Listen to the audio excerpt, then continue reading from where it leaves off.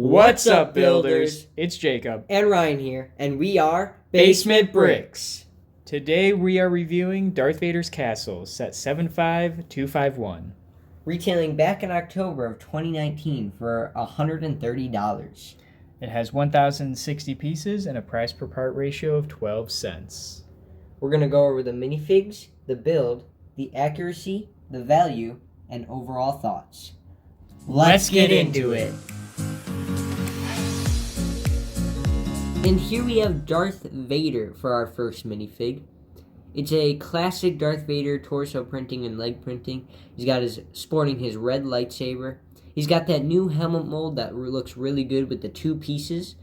He's got that new face print, which I don't personally like, but others might like it. It's got some nice battle damage on the back, and that cloth cape that you couldn't go wrong with. Next up we have the Royal Guard, 1 out of 2 actually.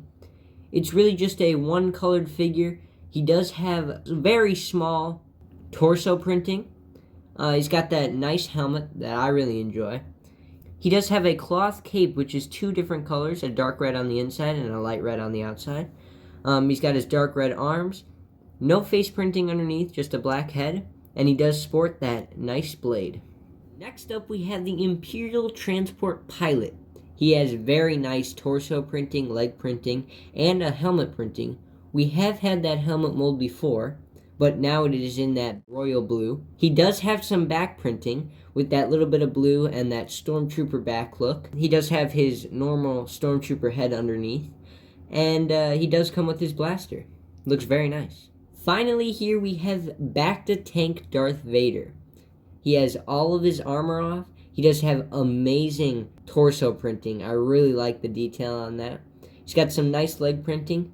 He does have a good silver arm for his robot arm. That face printing is very nice, the sleeping Darth Vader.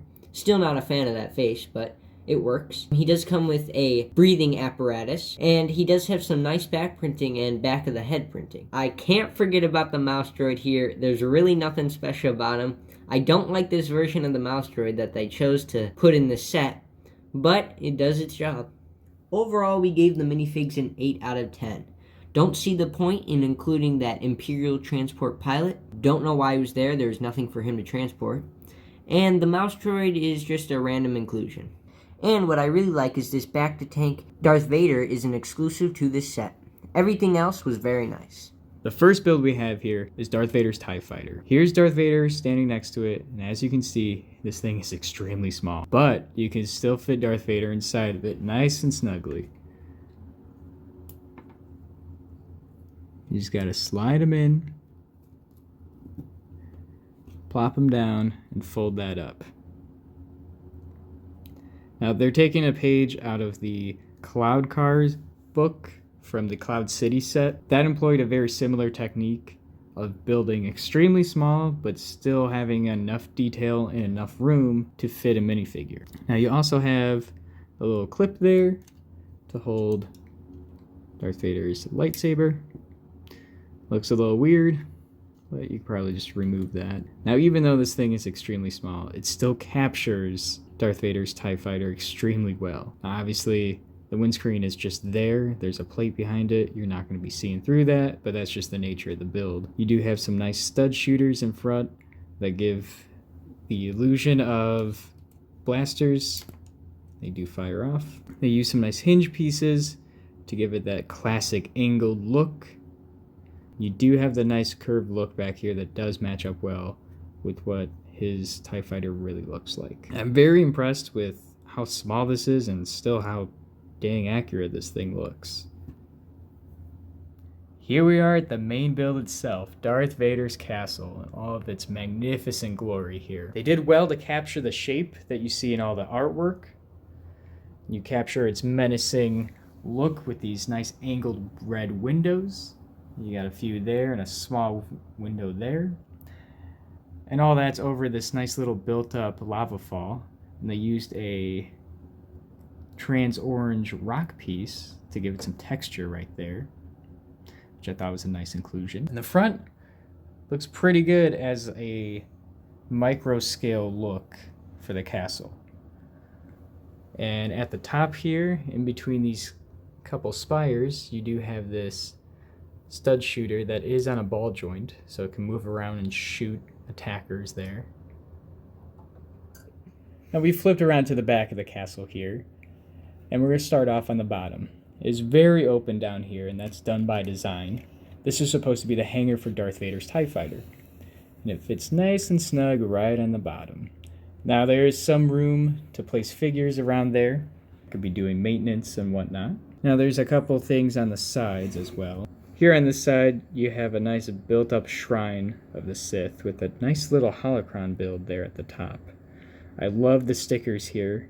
They had some really needed detail here. And the Emperor microfigs done in black add a lot to this Sith shrine. And also over here in this corner, you'll see this little boom, secret lightsaber, in case he ever loses one and needs another one. Then coming around to the other side, you have a nice little built-up port area. And this is designed to charge your little mouse droid, plug them in there, let them charge up, download some files, stuff like that. These right here are designed to hold the extra studs for your stud shooters. And then you have another one of those secret areas. You flip that out and you have a little crystal there. Might be a kyber crystal, could be whatever you want it to be, really.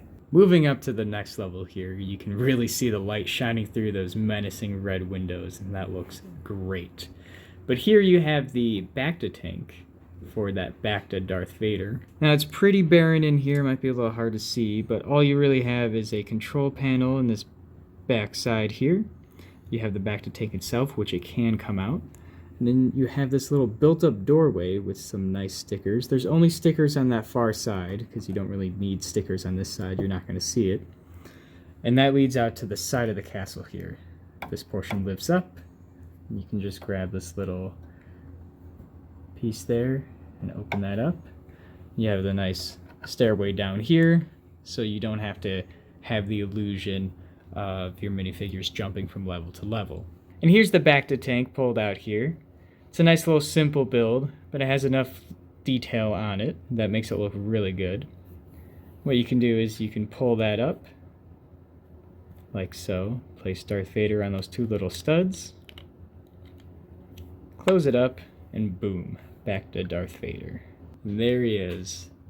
Moving to the next level, we have Darth Vader's meditation chamber. And as you have it open, you can see that other red window with the light shining through, and that looks great. Over to the right, you have another lightsaber.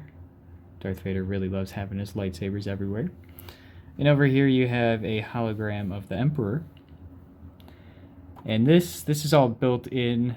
This cannot come out.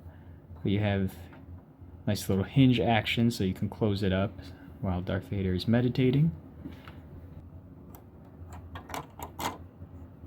There's just barely enough room to house him in there. And then at the top level, this is just kind of a little meeting area, I guess. You just have access to the single stud shooter up top, and that's it. There's just some little open windows on the sides here. But other than that, it's just this gigantic sticker, because LEGO loves their giant stickers. Now the build of the castle is actually pretty solid, at the base at least. It was fun building it up from the ground up, using these gigantic rock pieces. This shrine was really fun to build with all the little intricate pieces and the stickers.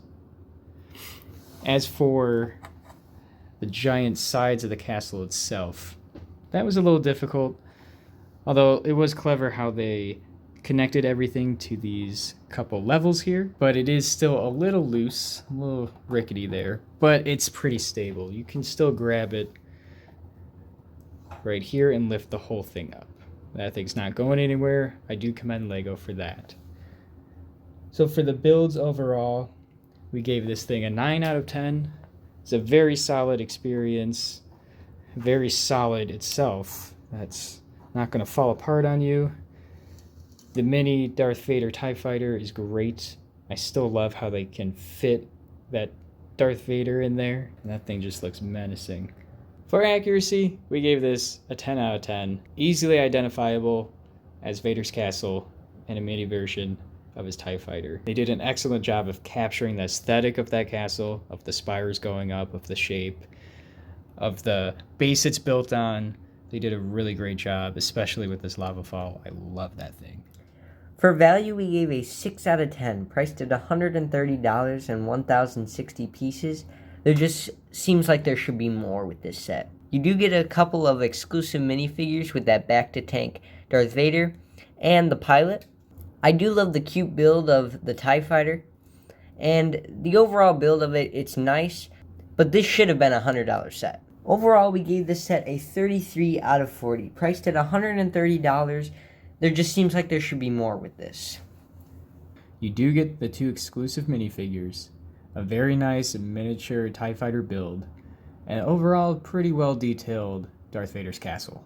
If you are going to pick this one up, I would recommend trying to look for a deal on it. This one is exclusive to Amazon and the LEGO store. I ended up getting it on Black Friday for a pretty deep discount at $80. So if you could wait that long or have someone else buy it for you, that'd be a good deal. That's been our review, guys. Hope you enjoyed. Let us know what you think of this set down in the comments. Don't forget to like and subscribe. And remember, Keep building, builders.